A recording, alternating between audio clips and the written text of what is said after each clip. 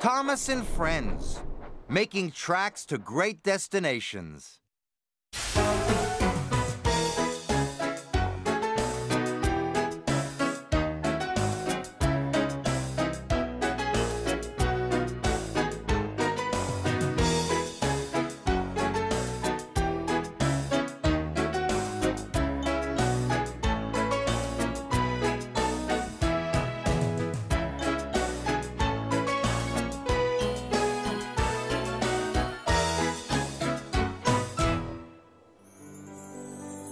The island of Sodor is surrounded by beautiful blue sea.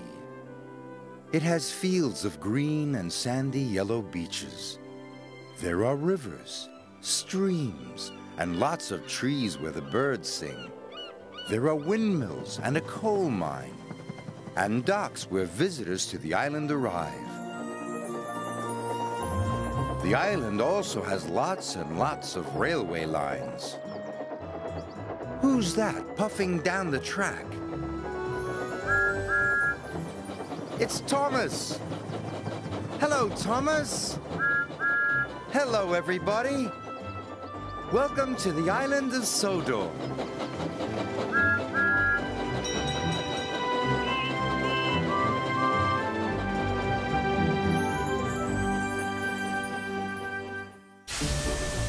Thomas's new trucks. It was a busy, bustling day on the island of Sodor. The engines and their freight cars were working very hard. Thomas was shunting freight cars in the yard, but his cars were old and rusty. It was very hard work. Then James arrived.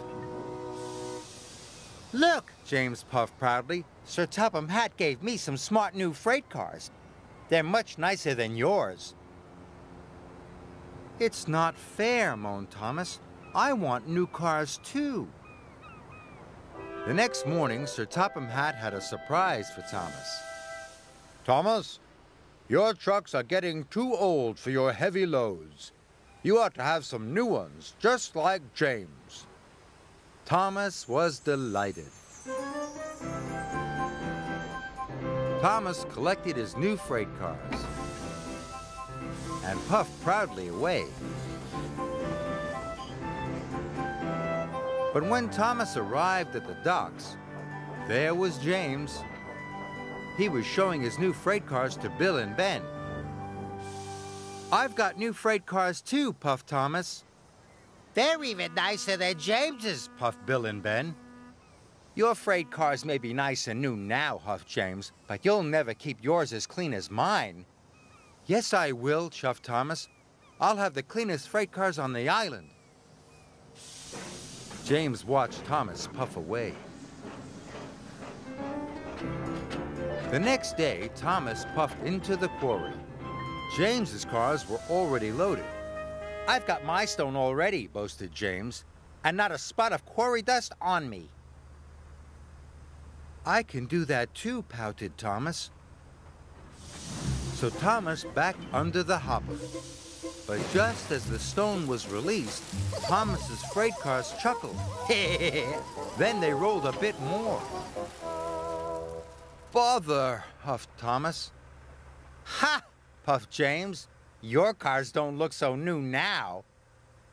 Thomas was cross. Thomas puffed to the coaling plant. "This time, behave yourselves," Thomas snapped. "I want you to stay clean."